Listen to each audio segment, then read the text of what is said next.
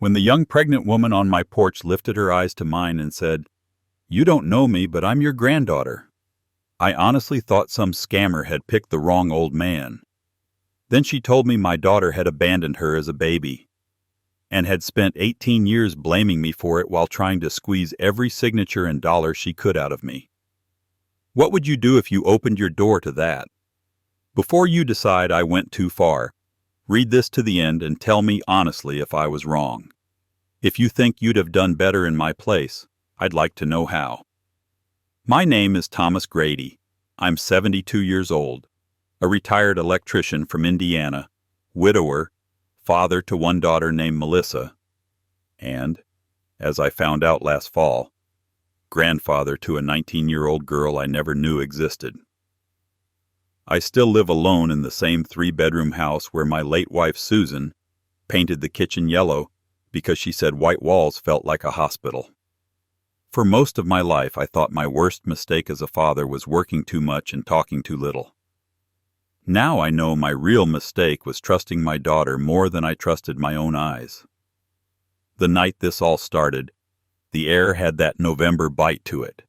I had reheated leftover meatloaf, settled into my recliner, and was halfway through the local news when the doorbell rang once, sharp, urgent. Not like a neighbor, more like someone who was afraid I would not answer. When I opened the door, she stood there shivering in a thin denim jacket that could not close over her belly. A scuffed suitcase leaned against her leg. She could not have been more than 19. Dark hair pulled into a ponytail, eyes too old for her young face. "Can I help you?" I asked. Her fingers tightened around the suitcase handle. "Are you Thomas Grady?" "Yes," I said. "That's me." She swallowed. Her voice shook, but she made herself say it. "My name is Kayla. My mother is Melissa Carter, your daughter. She told me you're my grandfather." For a few seconds the porch light seemed too bright and the air too thin. Melissa was my only child. I thought I knew every inch of her life. That can't be right," I said. "My daughter never had a baby at 16? She cut in with a twisted little half-smile. "She told everyone she lost the baby. She did lose it. She lost me. On purpose." A dry leaf skittered across the porch and caught on the toe of her worn sneaker. Through a small tear in the canvas I saw the gray of a thin sock. It was such a small thing, but it hit me harder than her words. "Why are you here?" I managed. "Because I'm pregnant," she said. "Because my foster mom moved away, and the program I was in for kids aging out of foster care said they can't have pregnant girls. Because my boyfriend kicked me out when I would not get rid of the baby. Because my mom said you never wanted me, and that you'd throw me away if I showed up. I came to see for myself if that was true." What would you have said, with your daughter's face looking back at you from a stranger's eyes, asking whether you were the kind of man who could throw away a child twice? "Come inside," I said. "We'll talk where it's warm." She hesitated, just for a heartbeat. Then she nodded and stepped past me, carrying her whole life in one suitcase and the weight of a second life under her jacket. To explain how we got there, I have to go back 18 years. Susan and I had Melissa late. I was 40 when she was born. Susan was 38. She was our miracle, the baby the doctors had quietly hinted might never come. I wired houses during the day and fixed whatever broke in our own house at night. There are years where my memories of her come in flashes, her asleep in the back seat after a softball game, her in a tutu at a recital, her hunched at the kitchen table over algebra while I checked circuits in the basement. By high school, she looked older than she was, pretty, sharp, always with some boy leaning against her locker. Susan said it was a phase. "She'll grow out of it, Tom. She's a good kid." Maybe she was once. The summer she turned 16, Susan found a grocery bag under the bathroom sink. Inside were 3 used pregnancy tests, all positive. I remember standing in the kitchen, my lunch pail still on the table, one of those white sticks in my hand. The smell of solder and sweat clung to my shirt. When Melissa came home from cheerleading practice, I held the test up. "Melissa," I said, "we need to talk." She rolled her eyes and tossed her gym bag onto a chair. "What now?" Susan was already crying. That night was long and ugly. At first Melissa said they were false positives. Then she said it wasn't a big deal. Then she yelled that we were trying to ruin her life. When the shouting finally burned out, she admitted it. "Listen to me," I said, forcing my voice to stay steady. "You're 16. This is a baby, not a bad grade you can hide. If you aren't ready to be a mother, there are options. If you don't want to raise the child, your mother and I will. We will take the baby. We'll do what it takes." She stared at me like I was speaking some language she didn't understand. "I am not ruining my life for this," she said. "I'm not doing it." Susan reached for her. "There is time," she said softly. "We can see a counselor. We can talk about adoption. We can talk about everything." I did not like the word adoption. In my mind, if it came to that, it would be something open, something where we still saw the child. Where this did not become a shameful secret we buried under years of silence. But I kept that to myself. I told myself we were being understanding modern parents. We made appointments. We went to a clinic. We thought we were handling it. Then came a rainy Friday. Melissa was supposed to be studying at Brittany's. She came home late, pale, shaky. Susan had gone to bed with a migraine. I was half asleep in my recliner when I heard the back door open. "Everything okay?" I called. She jumped. "It's done," she said, not meeting my eyes. "You don't need to worry about it anymore." "What do you mean, done?"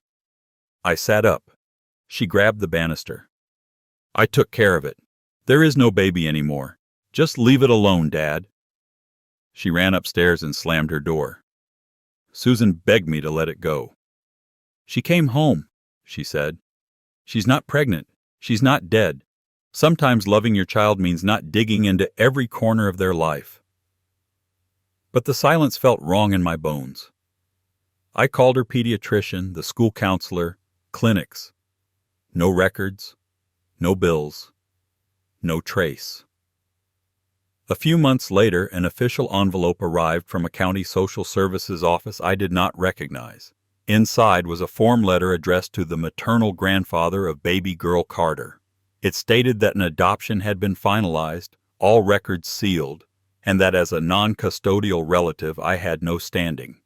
There was a sentence that made my stomach turn. "The maternal grandfather's consent has been considered implicit under the circumstances." My name was printed underneath that line like it belonged there. When Melissa came home that night, I held the letter out. "What did you do?" I asked. She glanced at it, then looked away. "I did what I needed to do so I could have a life," she said. "You said you'd support me, remember? Support me by letting it go." She walked away before I could say anything else. I should have hired a lawyer then. I should have driven to that county office and refused to leave without answers. Instead, I folded the letter and put it in a shoebox with the other things I did not know how to face. Old photographs, unfinished apology notes to Susan when we fought, and buried it in the bottom drawer of a file cabinet in the basement. I did write one thing I kept. A letter to Melissa. In it I told her if she chose to have the baby, I would support her. If she gave the baby up, I wanted it known I had offered to raise that child myself. That I would not see my grandchild treated like a mistake. I printed it from our ancient computer and slid it under her door. I never knew if she read it. Years went on. Melissa reinvented herself.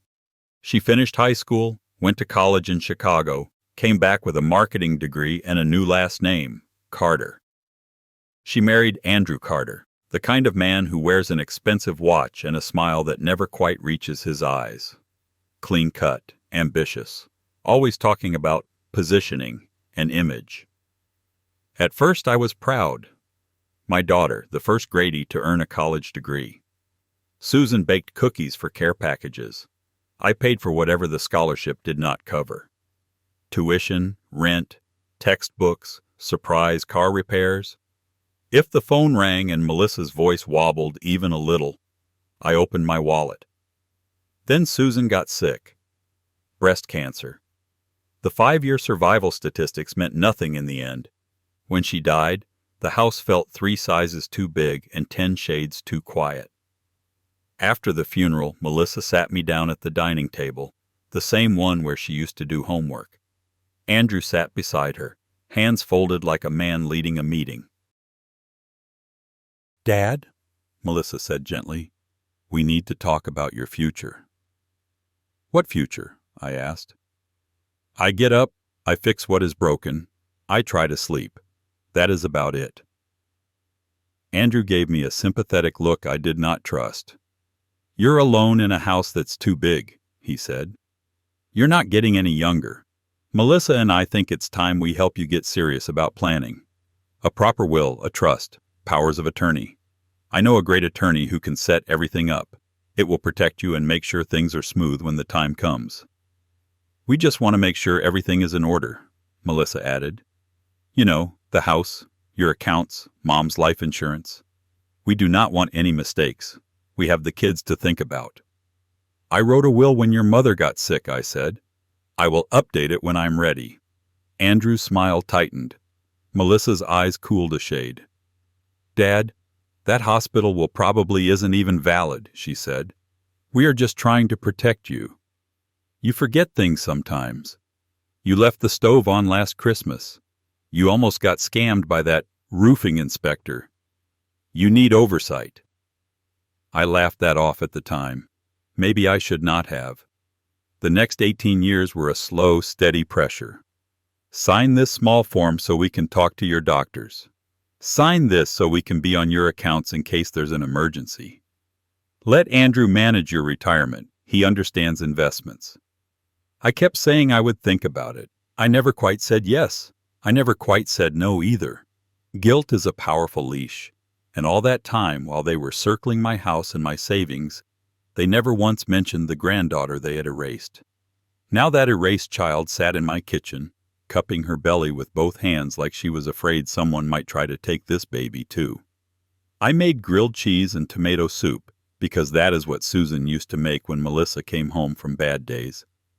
Kayla devoured it like she had not eaten a real meal in days. "Where are you staying?" I asked. She stared at the table.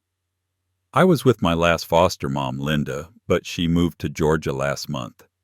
Before that was a house where I had to lock my things in a trash bag so other kids would not take them. Linda helped me get into a program for kids aging out of foster care, shared housing, job training, but they do not allow pregnant girls. Liability, they said. So right now I'm not really staying anywhere." "Have you seen a doctor?" "Twice," she said, resting a hand on her stomach. "I am 21 weeks. The baby is healthy. They gave me a pamphlet and a number to call if I want to consider options." The way she said the last 2 words told me exactly what kind of options they meant. "Your mother knows you're pregnant?" I asked. Kayla let out a humorless little laugh. "She knew before I did. We met a few times when I was younger, always in public. She never let me tell anyone I was her daughter. She made it clear I was a secret. When I was 15, she told me if I ever messed up like she did, she would walk away and never look back. One ruined life was enough for our family," she said. Our family. "Does she know you came here?" "I texted her from the bus station," Kayla said. "Told her I wanted to know the truth. She wrote back, 'Don't. He never wanted you. He'll use you to punish me.' Then she blocked my number." That sentence felt like someone had reached into my chest with both hands, my own name used like a weapon against a child. "I never knew about you," I said slowly. "I suspected. I got one letter from the county when you were little, but they sealed everything and said my consent was implicit. Your mother told me it was over and refused to talk about it. If I had known where you were, I would have been there. That is not a line. That is a promise I am late in making good on. She watched my face like she had watched a lot of faces, looking for cracks in other people's stories. Everyone lies, she whispered. Caseworkers, parents, foster parents, my so-called father. Your father? I asked. She shrugged one shoulder. Just a name on a file. He signed away his rights before I ever met him. When I turned 18, I asked the social worker if I could contact him. He sent $500 and a note that said, "Good luck, kid." I paid off my school lunch debt and bought a winter coat. That was that. I had $500 sitting in my checking account for a new washing machine. I suddenly felt ashamed of that little plan. You can stay here, I heard myself say. At least for now. There is a spare room. It was my wife's sewing room. It is not fancy, but it has a decent bed and a window that does not leak. Her eyes widened. Why? Because you are my granddaughter, I said, and you are carrying my great-grandchild. That is enough reason. Her shoulders shook. It took me a moment to realize she was crying. I rested a hand on her shoulder, wishing for Susan's calm touch. Rest tonight, I said. Tomorrow we will call your doctor, and then I will call your mother. I did not sleep much. After Kayla went to bed, I went down to the basement and pulled out the old metal filing cabinet. At the very bottom, under tax returns and appliance manuals, was the shoebox. The county letter was still there, paper yellowed, words as cold as when I first read them. Adoption finalized. All records sealed. Maternal grandfather's consent considered implicit. Beneath it was the copy of the letter I had written to Melissa, promising to raise the baby if she could not. I had underlined the sentence, "No matter what you decide, I will not stop loving you." I traced that underlining with my finger and felt older than my years. In the morning, after pancakes, I dialed Melissa's number. My hands trembled more than they did when I used to twist hot wires. She answered on the second ring. "Hey, Dad, everything okay?" "Melissa," I said, "why did you never tell me I had a granddaughter?" Silence. Then a short inhale. "Who told you that?" she asked sharply. "She is sitting at my kitchen table," I said. "Her name is Kayla. She is 19, pregnant, and she believes I never wanted her because you told her that. I need you to tell me if that is true." Her voice went ice cold. "She showed up there? I told her never to contact you." "Why?" "Because you made it very clear you wanted nothing to do with that baby," she snapped. "You called it a mistake. You said you would not let my bad choices ruin your retirement." "I never said that," I said. "I wrote you a letter offering to raise her myself. I got a letter from the county saying my consent was implicit, but no one ever asked me. You told me it was handled. That is not the same as me throwing a child away." "Oh, please," she said. "You and Mom were ashamed of me. Of her. You could not wait to pretend it never happened. So that is what I did. I moved on. I built a life. Now she wants to drag that all back up and use you to hurt me." "You lied to her," I said. "I protected myself," she replied. "And now she is trying to blow up my life. Do you have any idea what this could do to us? To Andrew's career? If people find out I had some foster kid mistake before I married him—" "That foster kid mistake is your daughter," I said, "and she has nowhere to go." "She has options," Melissa said. "Plenty of nice families want babies. You think she is going to be a good mother? She is 19 with no money and trauma. She is using you." "She has not asked me for anything," I said, "except somewhere to sleep and a ride to the doctor.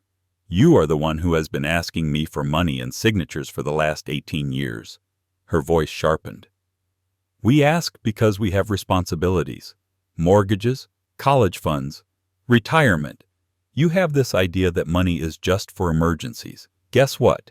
This is an emergency." "I am not sending her away," I said. "She is staying here. I will help her get on her feet." "If you choose her over me," Melissa said, voice shaking with fury. "You are choosing to blow up my life. Andrew will not tolerate this. We will not tolerate this. Don't forget, Dad, your name is on our house loan, on the kids' college accounts. We can make things very complicated if you decide to be stubborn." "Are you threatening me?" I asked. "I am reminding you we all have something to lose," she said. "Think carefully about your next move." She hung up. Kayla watched me set the phone down. "Am I leaving?" she asked quietly. "No," I said. "You are home." We fell into a fragile routine. I drove her to prenatal appointments. We shopped for maternity clothes at thrift stores and clearance racks. She picked up extra shifts at the diner to feel like she was contributing. I pretended not to see the bills she slipped into the old cookie jar Susan had once used as a vacation fund. Little by little, she told me pieces of her life. Homes that smelled like bleach and cigarette smoke. Locking her few belongings in a plastic bag so they would not disappear. Learning to never unpack fully, because you never knew when a caseworker would show up and say, "Pack a bag, you're moving."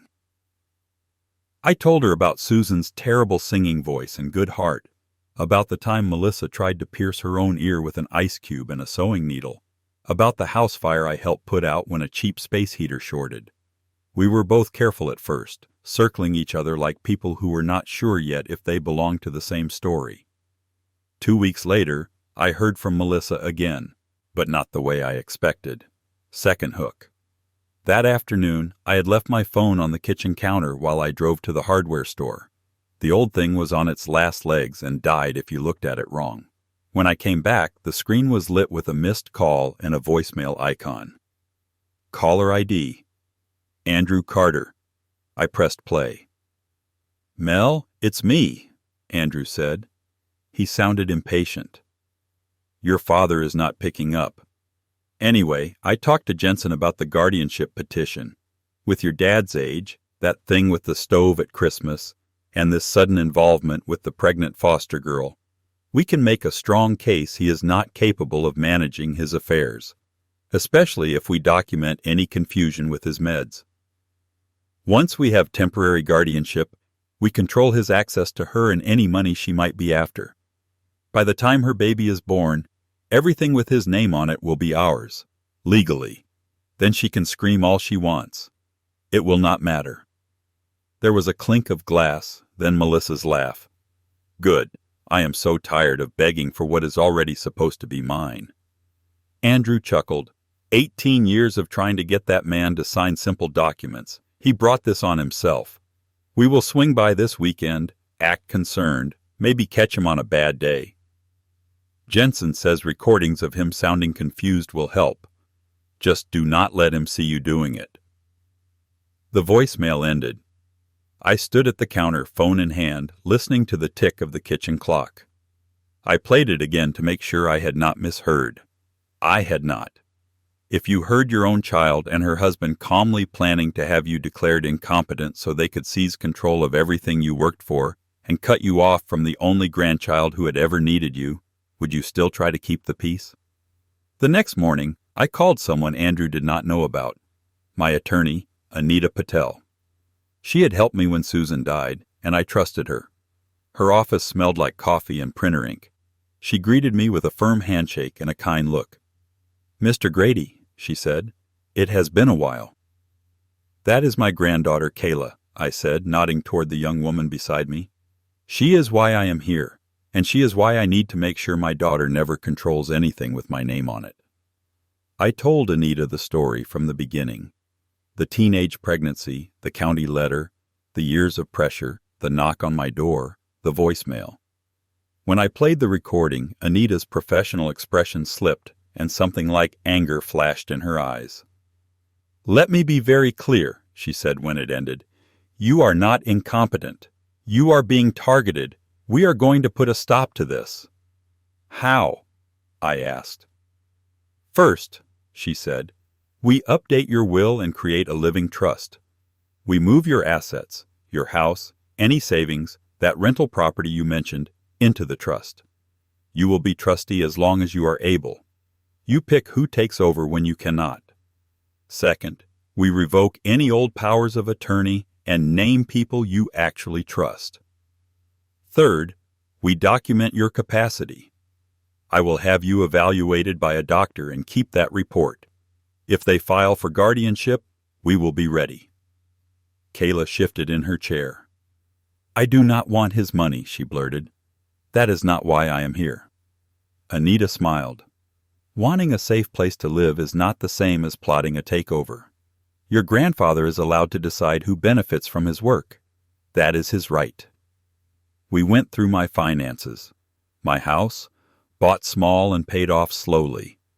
The rental duplex I had purchased years ago thinking Melissa might live there someday. The modest IRA, the savings, the life insurance after Susan. It was not a fortune, but it was comfortable. Enough to matter. I want my younger grandkids taken care of, I said. They did nothing wrong, but I will not hand everything to Melissa and Andrew to spend while they try to lock me in a home. We set up the trust. The beneficiaries were simple. Kayla, her baby, and Melissa's 2 younger children. Melissa and Andrew would receive a small lump sum, enough that no one could say I disowned them in a fit of rage, but nowhere near what they had been circling. I named Kayla as successor trustee. I named Anita and my neighbor Frank as my agents for medical and financial decisions if I became incapacitated. No powers for Melissa. None for Andrew. Are you sure? Anita asked as I signed. They will not take this well. I have carried their moods for 18 years, I said. They can carry this. She also had the voicemail transcribed, stamped, and attached to a letter to Melissa and Andrew, informing them politely that I had legal counsel and would not be signing anything they brought me. On the drive home, Kayla was quiet, one hand on her belly. You really did all that, she said finally. Yes. For me? For you, I said. For your baby, and for your cousins. I will not see one child used to hurt another again. No one has ever chosen me first, she said. Get used to it, I said, and meant it. I thought that would be the end of it. Quiet revenge on paper. They would rage, maybe cut me off, but my affairs would be safe, and Kayla would have a roof over her head. Then Child Protective Services showed up. The social worker, Carla, looked tired but alert. Mr. Grady, she said at the door, I am with CPS. We received an anonymous report about a pregnant teenager living here. The allegations involve emotional manipulation, financial exploitation, and interference with medical decisions. Kayla's face went white. I assume, I said, the anonymous report sounded a lot like my daughter and son-in-law. Carla did not confirm, but her eyes said enough. She inspected the house. The smoke detectors, the fridge, the spare room with its crib and stack of donated baby clothes, the prenatal appointment cards on the fridge. She talked to Kayla alone. When they came back, Carla closed her notebook. Off the record, she said, I see a lot of bad situations. This is not one of them. Your daughter seems very determined, though. I suggest your attorney send us any documentation about her attempts to get guardianship. After she left, Kayla sat on the couch, hands clasped over her stomach. She called CPS on me, she whispered, on her pregnant kid, because I will not disappear. I felt something in me harden. I spent years blaming myself for how she turned out, I said, for being too strict or not strict enough, but this is her choice. Mine is what I do now. What are you going to do? She asked. Tell the truth, I said, to everyone, all at once, in a way she cannot twist behind my back. I invited the whole family to dinner, not just Melissa and Andrew, my sister Margaret and her husband, my nephews, even Andrew's parents. I told them it was an early Christmas gathering and that I had family matters to discuss. That phrase is like bait on a hook. People came. Anita came too, dressed in a simple sweater and slacks. I introduced her as a family friend, which was not entirely a lie. Frank from next door stayed on standby in case my heart decided to protest. Kayla wore a simple navy dress that skimmed over her belly. She looked both young and very old at the same time. When everyone had eaten enough that they would not storm out hungry, I stood up and tapped my glass. "Thank you for coming," I said. "There are things I need to say, things that have been twisted for a long time." "Dad," Melissa cut in, "can we not do this?" "We are doing it," I said. "You have told one version of our story for years. Tonight, I'm going to tell mine. Then people can decide." Andrew shifted in his chair. "If this is about legal documents," he began, "we really should handle that privately. You brought lawyers into this when you started planning guardianship behind my back," I said. "I am just evening the field." I looked around the table. 18 years ago, my 16-year-old daughter became pregnant. Your mother and I offered to help. We offered to raise the baby. Some months later, we received a letter stating that baby girl Carter had been adopted and that my consent was considered implicit. I never signed away that child. I never knew where she went. I nodded toward Kayla. "Until she knocked on my door last month." There was a murmur around the table. Andrew's mother's hand went to her pearls. Margaret stared at Kayla with wide eyes. "This is Kayla," I said. "She is my granddaughter. She spent 19 years in foster care.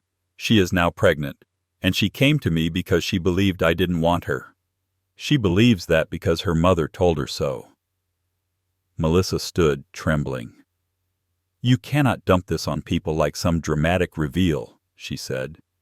"You have no idea what I went through. Nobody protected me. I did what I had to do." "You had parents who offered to raise your baby," I said. "I have a copy of the letter I wrote you. You chose not to let us. And later, you chose to tell your daughter I threw her away." I slid the old printed letter onto the table. The ink was faded, but the words were legible. "You think a letter fixes anything?" Melissa demanded. "No," I said. "But lying about it for 19 years broke a lot." Andrew cleared his throat. "Whatever happened in the past, the present problem is that your father is vulnerable," he said, looking at the others. "This girl shows up. Suddenly he is changing his will, moving money, letting a stranger live in his house. We were simply trying to protect him." "Protect me?" I asked. "Is that what you call this?" I nodded to Anita. She tapped my phone and placed it on the table, speaker on. Andrew's voice filled the room, talking about guardianship petitions, documenting confusion, and making sure everything with his name on it will be ours by the time her baby is born. Melissa's laugh followed, bitter and low. When the recording ended, the silence was heavier than concrete. Andrew's parents stared at their son, aghast. Margaret's husband shook his head. My nephews looked like they wanted to punch someone. Andrew lunged for the phone. Anita calmly picked it up first. "That recording and transcript are already with my firm," she said. "Destroying the device will not help." Melissa's eyes darted around, searching for someone to support her. "You are hearing that out of context," she said. "We were scared. He has been forgetful. We were trying to stop this girl from taking advantage of him." Kayla stood up, legs trembling, but voice steady. "I did not ask for any of this," she said. "I came here with one suitcase and a bus ticket because everyone else in my life said I was a mistake. I wanted to see if the man my mother described actually existed. He does not. The man I found makes me soup when I cannot keep food down, goes to every doctor's appointment, and puts my picture next to his other grandkids on the mantle. I am not here for his money. I am here because I was tired of being a secret." My throat closed up. I faced the table. "Here is what I have done," I said. "I have updated my will and created a living trust. My house and rental property now belong to that trust. When I die, Kayla and her child will have a place to live and enough to start a life. So will Melissa's younger children. Their college funds are in the trust, protected. Melissa and Andrew will receive something, but not everything they expected. I am not punishing my grandchildren. I am protecting them. Andrew's face flushed. We relied on those assets, he snapped. You cannot just change things on a whim in your condition. My condition? I asked. Alive and tired of being pressured? Andrew's father cleared his throat. Guardianship is supposed to protect people from exploitation, he said slowly. What I heard on that recording did not sound like protection. My sister squeezed my hand under the table. Melissa's eyes filled with tears. You are choosing her over me, she said. You are choosing a stranger who showed up 2 weeks ago over the daughter who has been there since Mom died. I am choosing to stop enabling the worst part of you, I said. I have helped you for years, paid off your credit card debt, helped with your down payment, paid most of your mortgage because the loan is in my name. I did all that gladly, but help is not the same as handing over my life for you to carve up. I turned to my younger grandkids. Nothing that happens between the adults is your fault, I said. I love you no matter what. Kayla stepped toward them carefully. I am your sister, she said softly. You do not have to call me that if you do not want to. You do not have to do anything. I just wanted you to know I exist and that none of this is because of you. My youngest granddaughter looked up at her. Do you like video games? She asked in a small voice. Kayla smiled through tears. I can learn, she said. Melissa grabbed her kids' coats. We are leaving, she said. We will talk to our lawyer. You should, Anita said calmly. Have him listen to that voicemail. I suspect his advice will change. They left. The door slammed. The house felt quieter, but lighter. The relatives who remained asked questions. They hugged Kayla. My sister held her like she had been missing her for 19 years. My nephews offered to help repaint the spare room as a nursery. For the first time in a long time, I did not feel like a villain in my own family's story. In the months that followed, Melissa did not call. Andrew did not file for guardianship.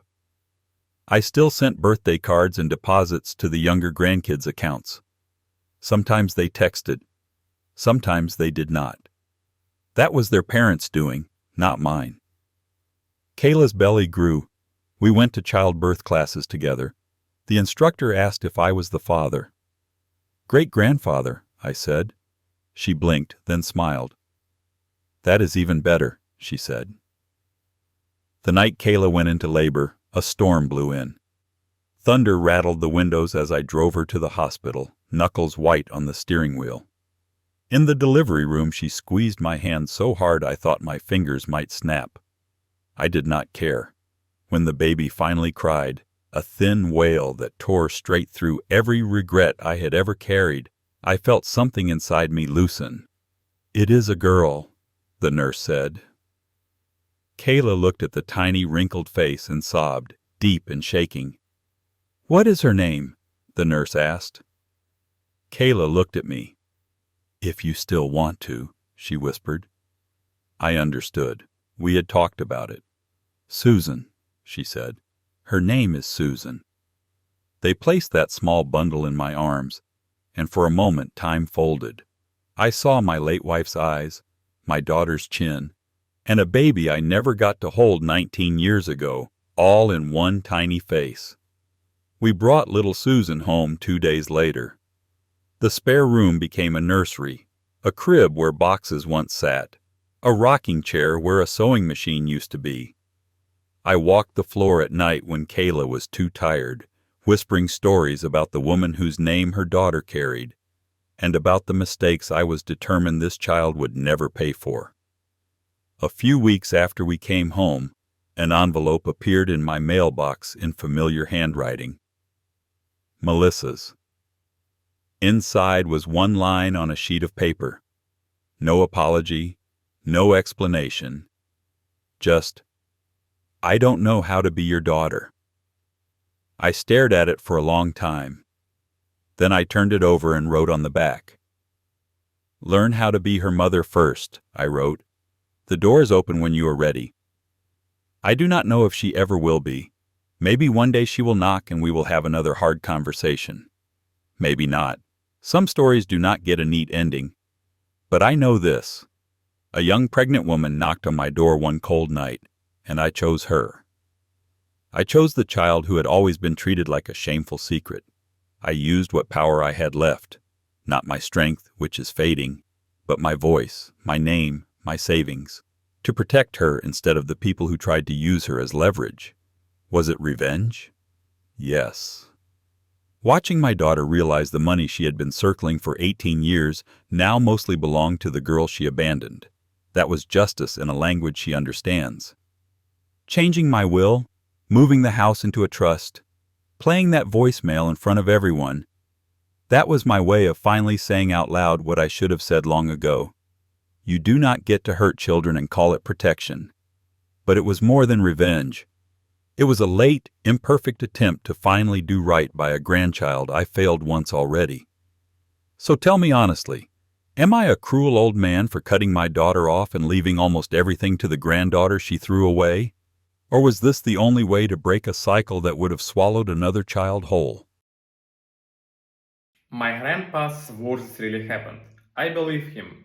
If you want more true tales like this, hit subscribe.